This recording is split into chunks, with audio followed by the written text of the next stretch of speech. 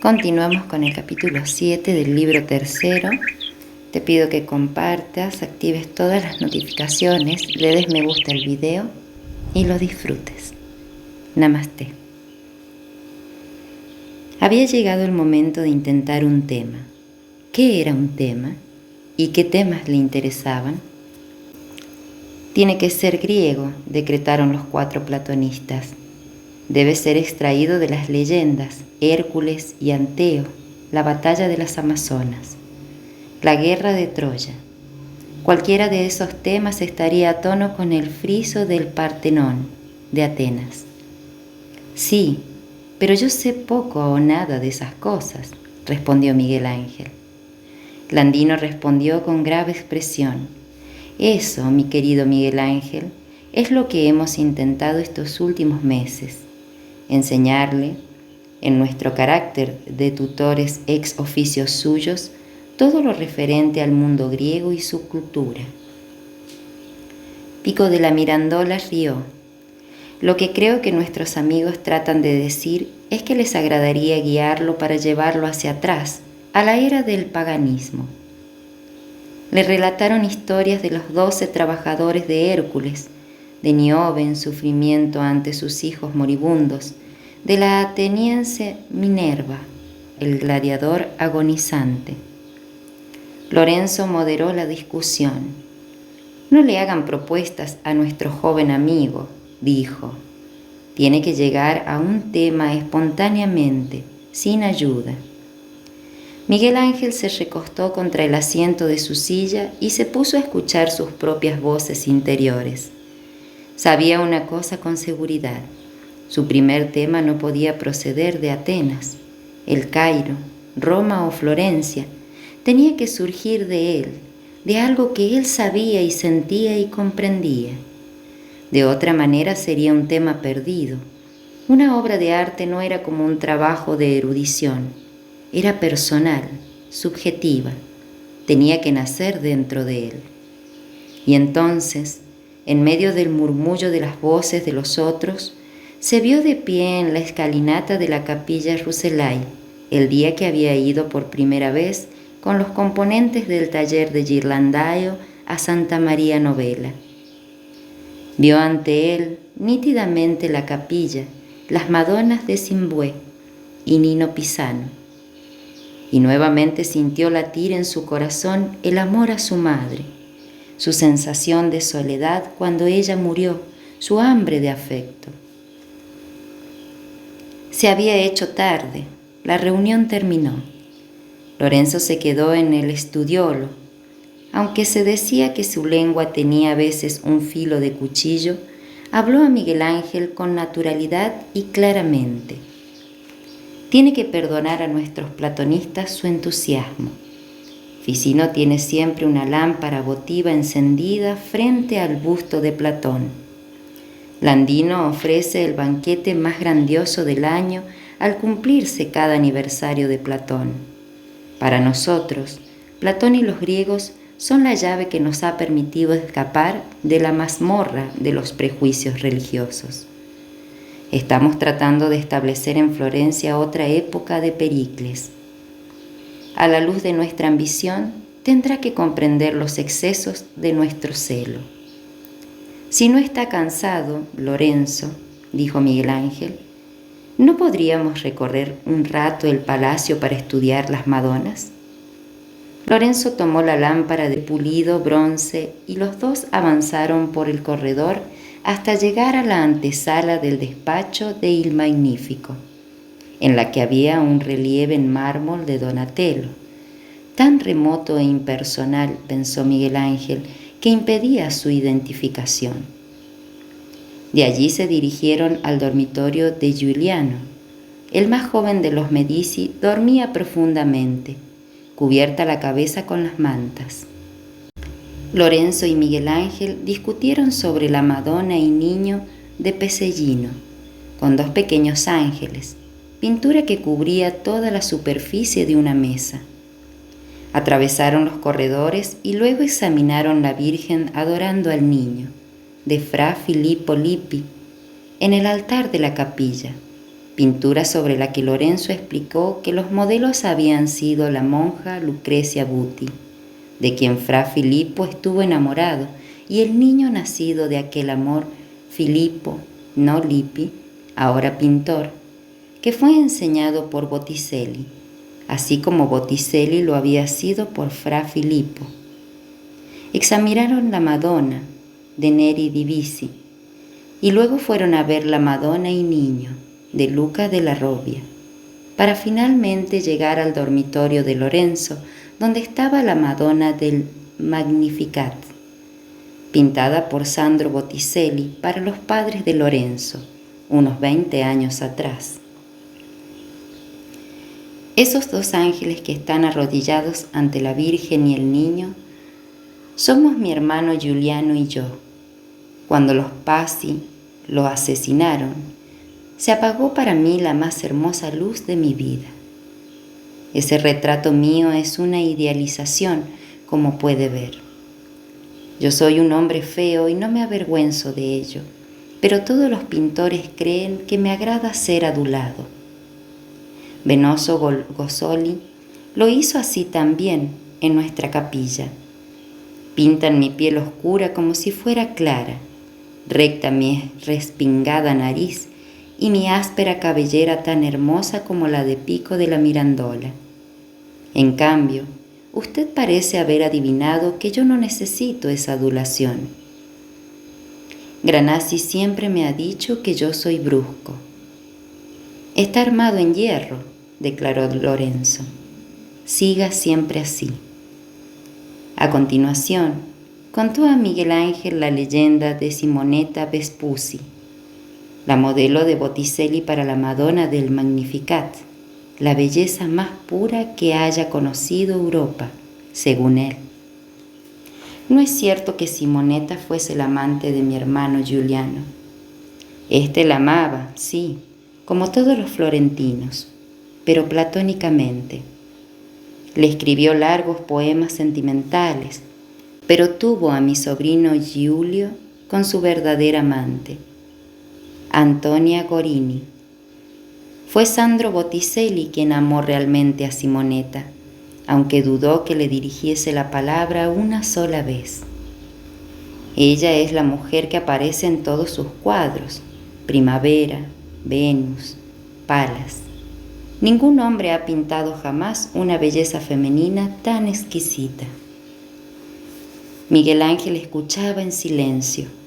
También él, cuando pensaba en su madre, la veía como una hermosísima joven. Sin embargo, era una belleza distinta, que parecía proceder de su propio interior. No era una mujer deseable para todos los hombres, como la de Botticelli, sino una que amaría tiernamente a su hijo y sería amada por éste. Volvió la cabeza hacia Lorenzo y dijo, lleno de confianza: me siento íntimamente cerca de la Madonna. Es la imagen que guardo fielmente de mi madre. Puesto que todavía tengo que buscar mi técnica, ¿no sería mejor saber lo que quiero e intento decir? Sí, podría ser mejor, dijo Lorenzo gravemente. Tal vez lo que yo siento respecto a mi madre es lo que ella sentía por mí.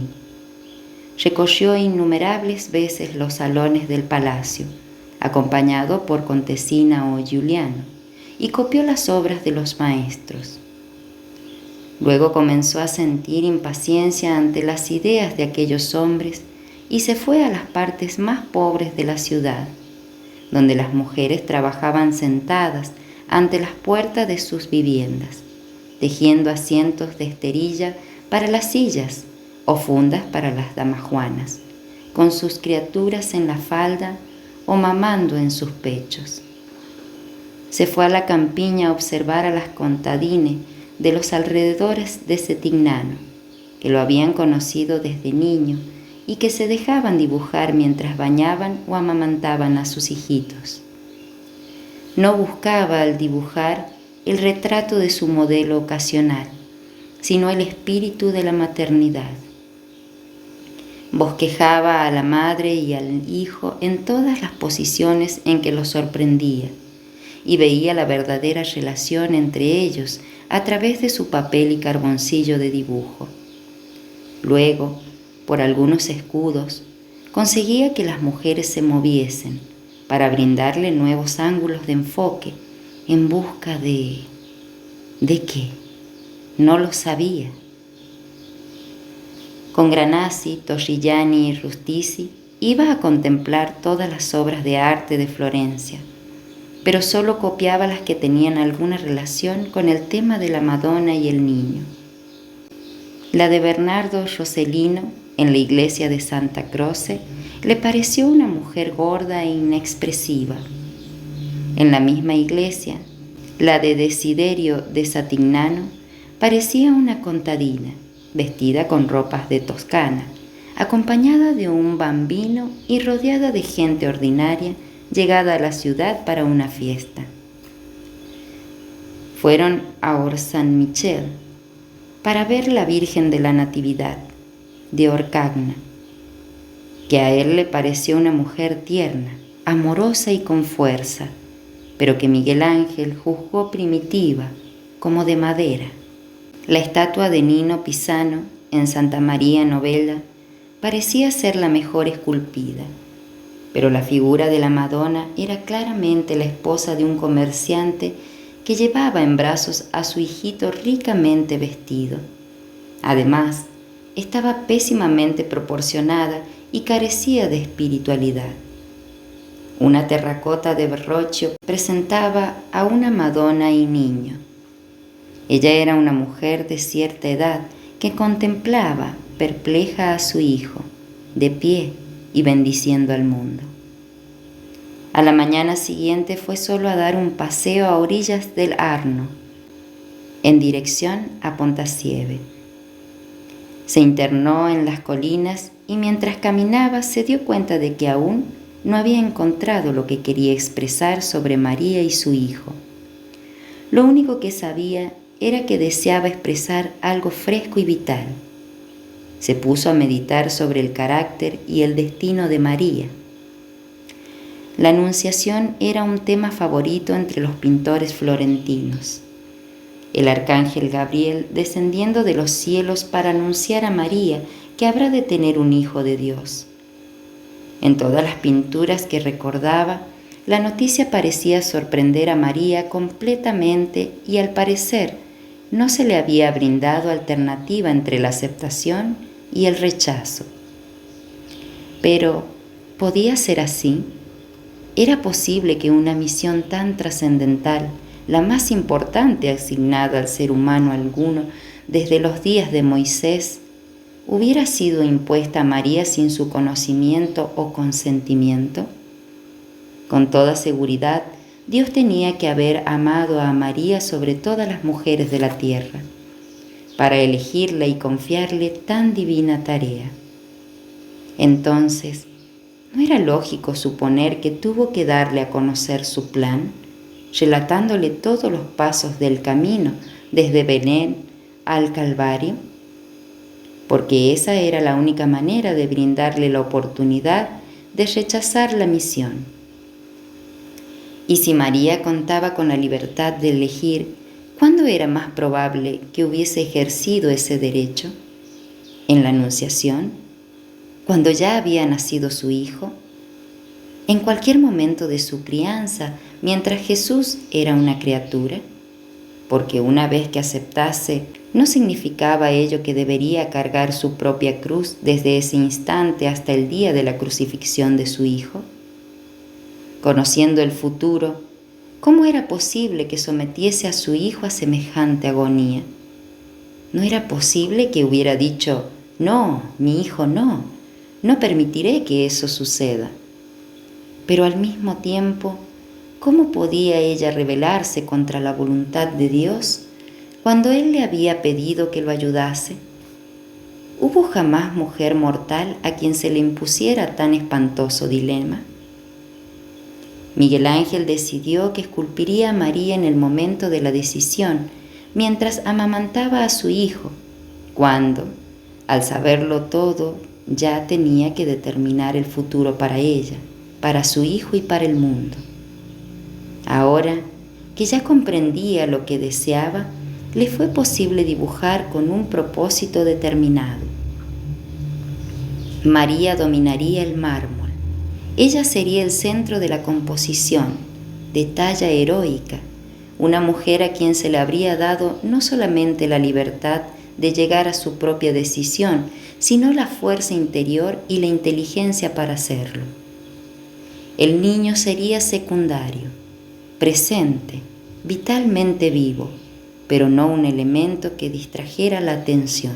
Pondría al niño en el regazo de su madre, la cabeza hundida en el pecho materno y completamente de espaldas a quien contemplara la escultura.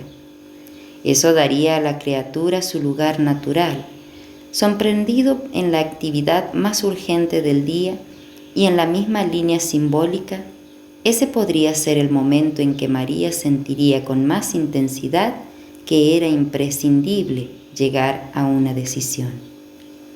Que él supiera, nadie había pintado o esculpido a Jesús de espaldas.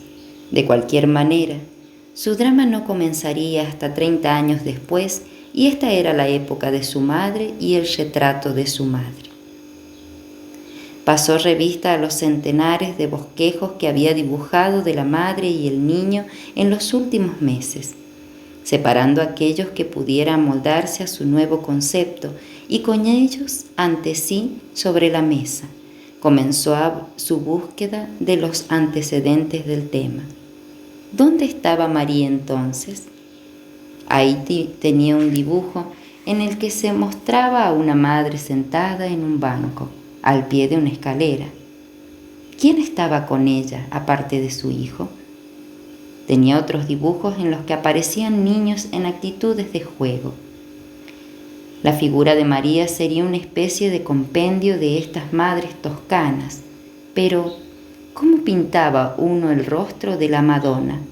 Su recuerdo del aspecto de su propia madre tenía ya 10 años y poseía una vaga y soñadora cualidad. Hizo a un lado los dibujos. ¿Era posible concebir una pieza de escultura sin saber cuál era en el mármol del que extraería su sustancia?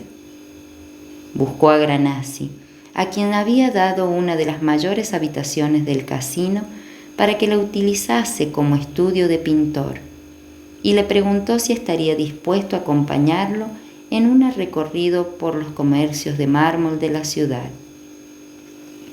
Trabajaré mejor, le dijo, si tengo a mano el bloque de mármol para estudiarlo, tocarlo y descubrir su estructura interna. Bertoldo, respondió Granassi, dice que el mármol no debe ser comprado hasta no haber terminado los dibujos y modelos, porque entonces se puede estar seguro de elegir el bloque apropiado. También podría ser todo lo contrario, respondió Miguel Ángel, pensativo. Creo que es una especie de casamiento.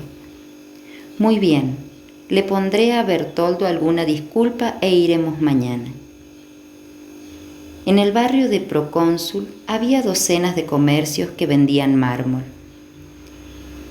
En sus tiendas se veían bloques de todos los tamaños, formas y colores, así como piedras ya cortadas para la construcción de edificios, marcos para puertas, ventanas y columnas. Pero en ninguna de ellas encontraron el bloque de mármol de Carrara que buscaba Miguel Ángel. Vayamos a los patios de los canteros de Setignano. Allí tendremos más probabilidades de encontrar algo, sugirió a su amigo. En el viejo patio donde Desiderio de Setignano había enseñado a Mino da Fiesole, vio un bloque que lo atrajo de inmediato.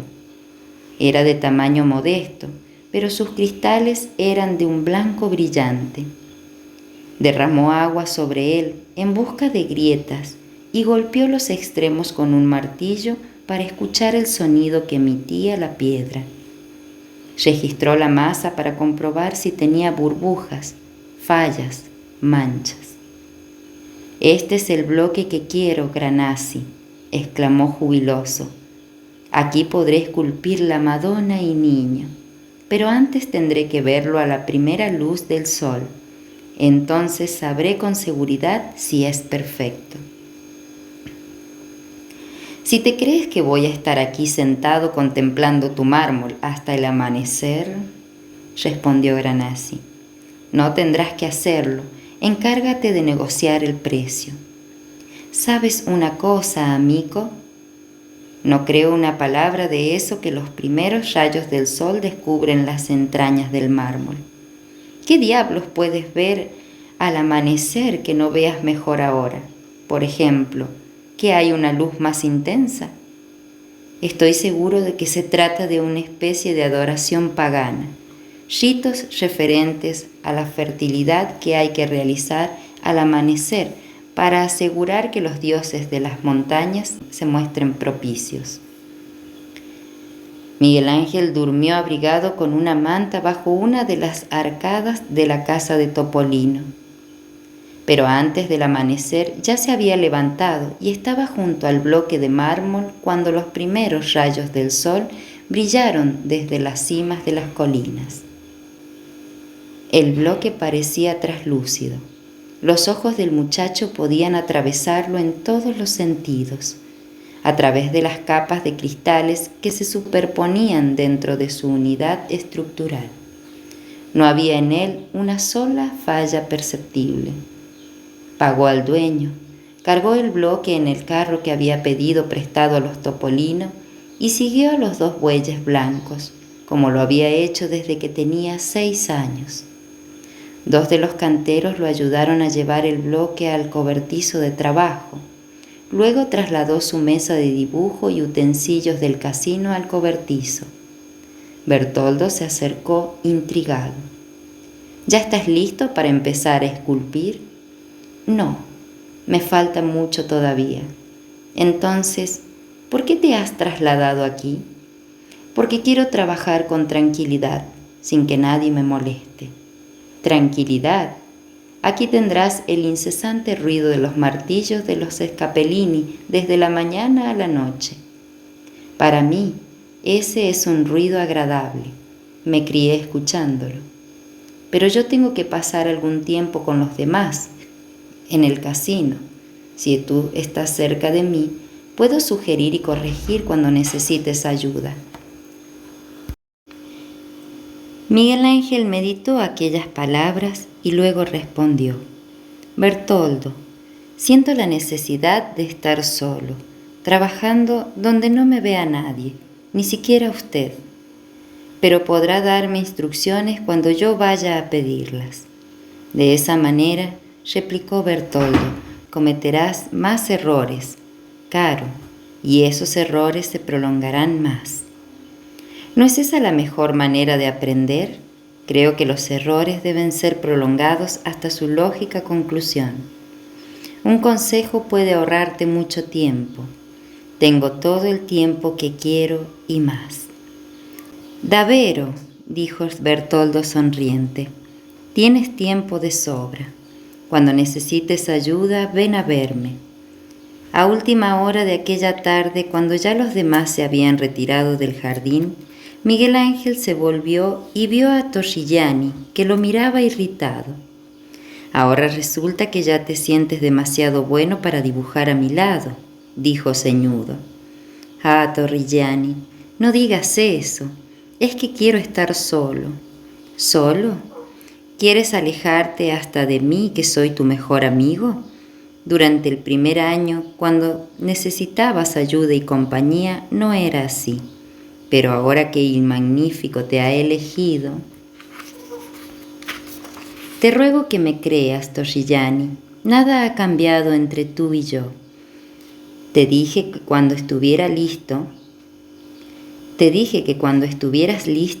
te prepararía un banco de escultor junto a mi mesa de dibujo.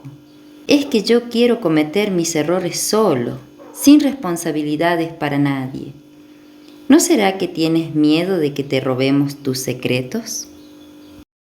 ¿Secretos?, exclamó Miguel Ángel, que ya perdía la paciencia.